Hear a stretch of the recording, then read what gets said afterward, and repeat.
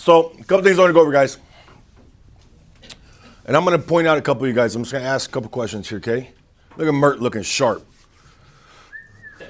Mert, why did you choose to get into sales? I love talking to people. You love talking to people? Communicating with them. And you're good at it. You're good at it. You can see that. Well, fuck you. What do you have? 7 languages? 5. Okay. So, yes, it's obvious you like communicating with people. Okay? Damien, why'd you get into business? I just applied.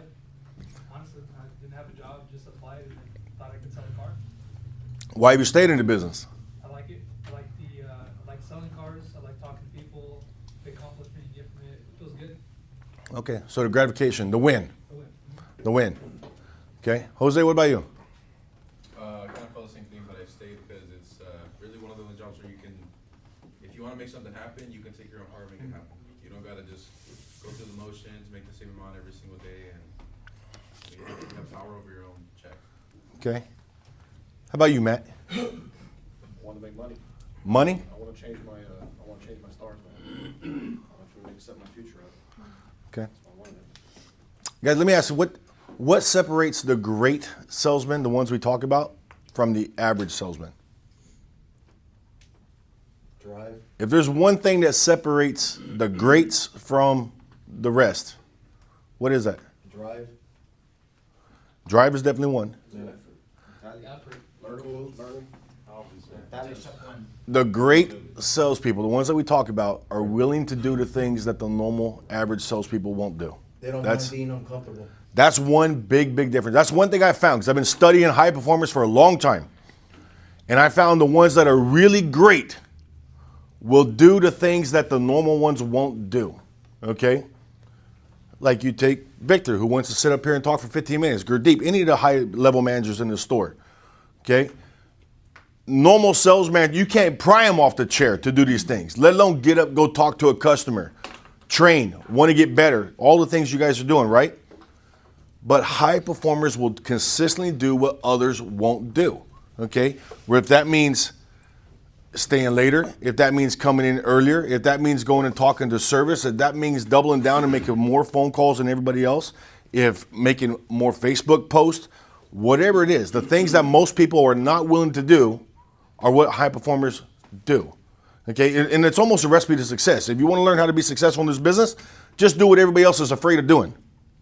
And there is the pendulum swing. There's a direct path to success. Am I right or not? Okay. This business, guys, this is an exchange of time for opportunity.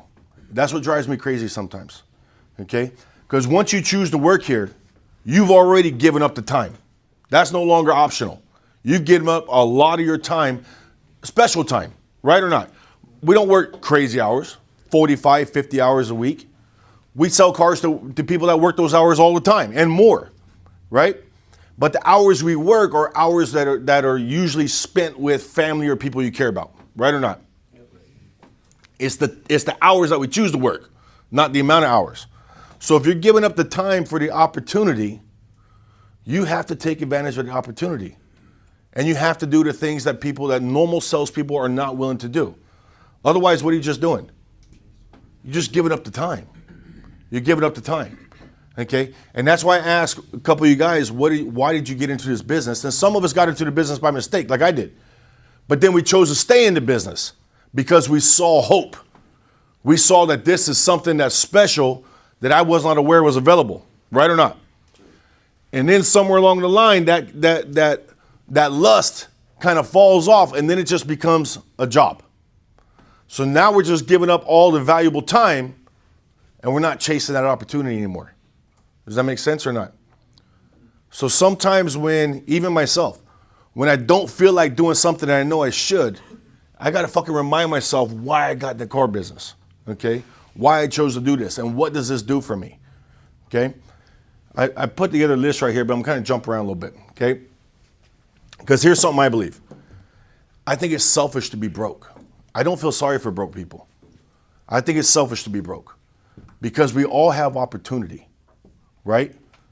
And if you're broke, if you're in the car business and you're broke, what does that tell you? What do I see? I don't feel sorry for you. I see somebody who's not taking advantage of the opportunity that's in front of them. Because we all have the same opportunities, right or not? We have the same opportunities. Okay, and then you get people that say, Curtis, well, I don't need the money. Okay, again, another selfish comment. Because what happens if somebody you care about calls you and they need money? Maybe they need, maybe your mom's car just got totaled. Like my mom's car got totaled a couple days ago, right? She didn't have gap insurance. She got the $4,000 balance. She don't have $4,000.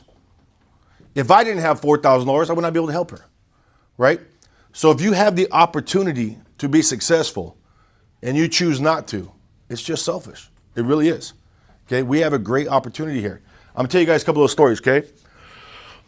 When I first went to Lithia, I was granted 10 days of training, which is very, very awesome. I'm still grateful for that today. Okay, Robert Chucker gave me 10 full days of training. Okay, I got to hit the line on December 16th, 2001. Between December 16th and the end of the month, I sold 11 and a half cars and one unwound. My very first car deal unwound. So there's a whole different story. I came in the next day, the car's sitting there. I'm like, oh, I don't remember the guy's name. Maybe it was Brad. I go, where's Brad at? Oh, let's go say hi to Brad. There's like, there's no Brad. He dropped the car off. I'm like, oh, what's that mean, right? So I sold 11 and a half cars, one unwound, and finished with 10 and a half cars. I made $5,100. That was life-changing money for me, okay? At that time, I still lived in a motel on Motel Drive. Anybody know where that's at? I lived in a motel on Motel Drive. My son was 3 years old. I had a kid when I was 17. And we lived on Motel Drive. And my goal was to get the fuck out of that motel, okay? That was number one goal, get out of the motel. Second goal was to get a fucking decent car. I was driving a Toyota pickup that had a work bed on it, a utility bed. Because I bought it from a buy here, pay here on Belmont. It was a salvage truck that had a utility bed on it, but that's what he was willing to give me. So I'm like, yeah, that's the greatest fucking car I've ever seen. I'll drive a piece of shit, right? It leaked the water out of the radiator, so I had to put gallons of water in the bed of the truck so I could drive home, because by the time I got out of work and I went to my truck, it was drained. So I had to fill it up with water and then go home. When I would come to work, if the light was red, I'd have to make a right turn and make a U-turn and keep going, because if I sat at the red light, it would overheat, blow up truck, right? So I parked the truck down the street at a place called Burlington Coat Factory, because I didn't want anybody to see me put the water in there, because it was embarrassing, right? So I'm giving you guys, I'm giving you a visual of when I got into the car business, and I made $5,100 in 2 weeks, and I realized, holy fuck, this is my way out. This is going to solve all my fucking problems, right? And then there was this group of guys that worked there, and I don't remember their names, but there was like 4 or 5 of them. There was like a little ringleader, and they were always in that huddle together. I think his name was Frank. I don't remember, but they were always in a huddle together. And then I remember they called me over. Hey, Curtis, come here. I'm like, oh, okay, cool. You know, I hadn't been talking to anyone.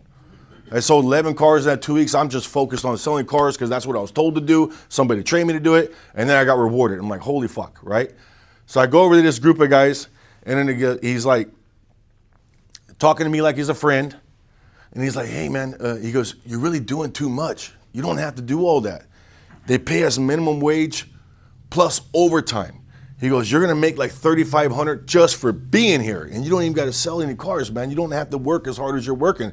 And I'm like, what the fuck is he going with here? What are we going with this? You know what I mean? And he's like, just relax, man. As long as you're selling 4 or 5 cars a month, you're fine, dude. And you're going to get like $3,500 just for being here. And then it just triggered me, right? And I'm like, motherfucker. I go, we're not in the same position. I live in a fucking motel. I'm going home to a motel right now. First, I'm gonna go put water in that piece of shit truck so I could drive to my house, which is a fucking motel on Motel Drive. I'm like, we're not in the same fucking boat. Don't talk to me about this no more. And I just disengaged myself from right there, okay? And that's something I always go back to. I always remember why I got in this car business, and that's helped me drive me through this whole thing and keep that drive there. People say, Curtis, how are you so driven all the time? Because I'm addicted to success. I want to know what I can actually achieve now. I want to know how far I can go. I don't have to live in a motel anymore. I started there, but I kept that chip on my shoulder. I kept that edge. Does that make sense or not? Okay, we all have a reason, whatever it is. Okay, maybe you live at home still. Maybe if you applied yourself, you can improve your home life, your parents' life. Maybe, I don't know what your situation is, but you got to dig deep and find it, okay? The trouble we have is sometimes I see guys, quite often, they lose that edge of why they got started. Because when I interview you, you guys all tell me these things. You tell me what's going on with your personal life and what's going to happen if I just do this and what this money will do for me and so forth. And then somewhere along the way, that just kind of fades off. And then it just becomes a job, right or not? It's a job that you're sacrificing a lot of valuable time in exchange for an opportunity to be something great. But when you lose focus of that, then you're just left giving up the time, right? So you gotta remember why you got into this car business or why you stayed. Because I didn't realize the car business was lucrative when I got into it. Once I did, I found my purpose, okay? I'm telling you, a kid named Alex, I've talked about Alex quite a few times, right? This kid, in 2011, this kid was broke. He drove a Mazda Mirage? Huh? Protege. A piece of fucking shit. Right? What was his daily lunch? Peanut butter sandwiches. Yeah. Almost every day was a peanut butter and jelly sandwich, right? Yeah. How many? A bag full? Yeah, like 2 or 3 in there. Yeah. That's what he ate all day long. Okay?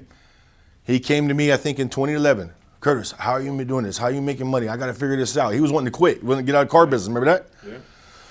We sat down. We started training. He wanted to know, how do I make gross consistently? How am I penciling these? He was wanting to know bad enough that he came and asked, right? We sat down, we trained. This kid became addicted and became obsessed. Once he started getting good at it, he became obsessed with success, okay? This kid worked 27 hooks. He would take 1 weekend off a month, usually the first weekend. Am I lying? We've had several people here work with him, right?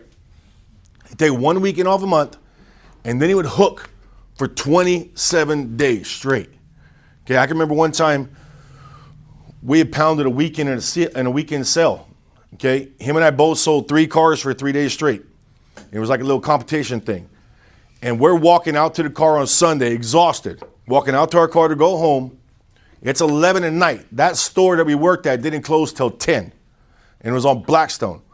So a lot of fucking times people are coming in at 9:30, 9:50, and you're like, fuck, I gotta start this process right now, right?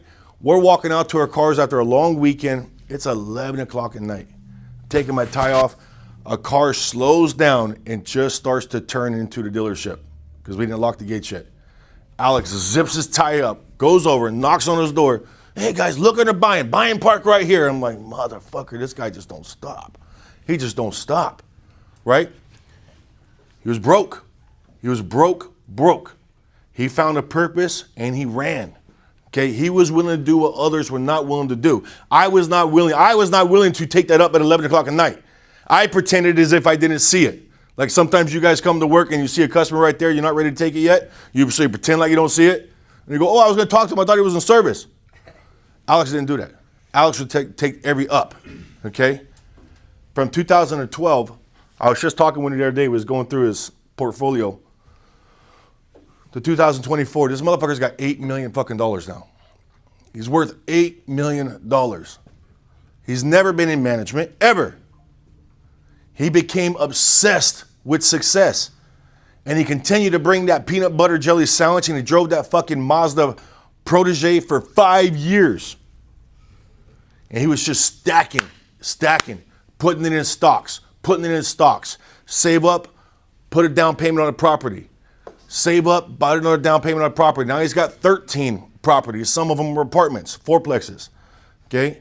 He's got a lot of money in stocks. He don't even have to work anymore, but he still does because he's addicted to it. Okay? But that's what happens when you take advantage of the opportunity in exchange for the time. Who wants to be in the same position you're in right now 10 years from now? Anybody? I don't. None of us do. You want to be in the exact same position you're in right now? Like him right now? Where they No. Do you want to be in the same position you're in right now 10 years from now? I thought you meant worth $8 million. No. Do you want to be in the same position you're in right now 10 years from now? I don't think any of us do, right? If what you're doing is not moving you toward that next step, then you got to change what you're doing.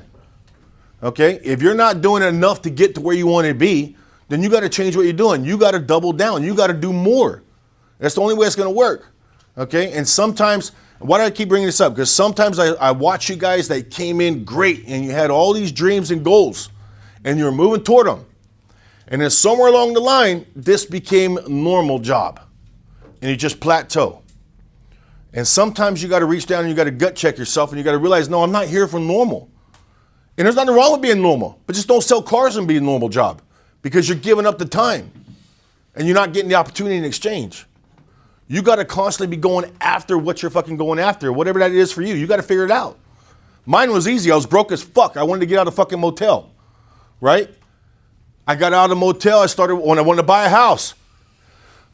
I run my credit. I find out that my parents used my credit growing up. I didn't even know that was possible. I had a fucking whole bunch of collections and I didn't even know what credit was.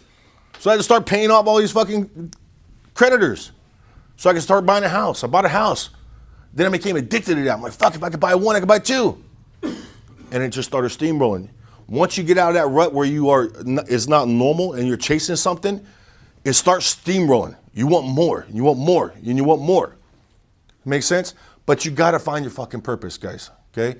That's what I'm trying to really instill in you guys today because we can do training. But if something don't click in your fucking head that where you want it so bad that you're willing to do what others are not willing to do to get it, then all the training doesn't matter. And you're going to be in the same fucking position you're in right now 5 years from now. You're going to be in the exact same shoes because you just decided to keep this just a normal job. And you plateaued, okay? And as long as you're selling 8 cars, I'll keep you around. But you're not going to improve your life unless you have something that triggers right there. Does that make sense? Okay, you guys are already giving up the time. You got to start maximizing the opportunity, okay? If you're not willing to do things that are a little uncomfortable, it's not going to work, okay? Does that make sense or not? Guys, listen. Before we even talk about any more training, I need you guys to dig down deep and figure out what your purpose is. And you got to remind yourself of that every day when you come to work, okay? And if you didn't sell a car today, and now it's 3 o'clock and you're ready to go, you got to remind yourself of that and go, no, I didn't come here not to sell a car today. I'm gonna give myself 1 more hour, or I'm gonna take 1 more up. I'm gonna go talk to 2 service customers and see if I can make something out of that. But I'm gonna do something a little bit more so I don't feel like a failure when I go home today knowing I just gave up because the clock said it's time, right? Or I know I didn't make those 20 fucking phone calls, but I logged them so Gurdeep gets off my ass. Is that gonna help you in any way at all? No, it'll help you get Gurdeep off your ass. But 5 years from now, when you're in the exact same shoes, whose fucking fault is that? Right? That's not gonna improve your situation at all. So you know what, fuck that. I'm actually gonna sit down and make 20 real fucking calls. And I'm gonna get a hold of people. And I'm gonna try and convince them to come down here and sell me their car. Or whatever it is I'm trying to do. But I'm not gonna fake it just to make fucking Gurdeep happy because you know what? That don't change my fucking life in any way at all. Gets him off my ass and I go home on time. But that's not what I got into business for. I didn't get into business so I could make sure I put Gurdeep together to go home on time. I got into business to change my life. And then I forgot about that somewhere. Right? Don't forget why you're doing this, guys. Okay? You have an opportunity to be great. You're exchanging very valuable time for that opportunity. Make sure you're maximizing that opportunity. All right? Can we do that? Sure.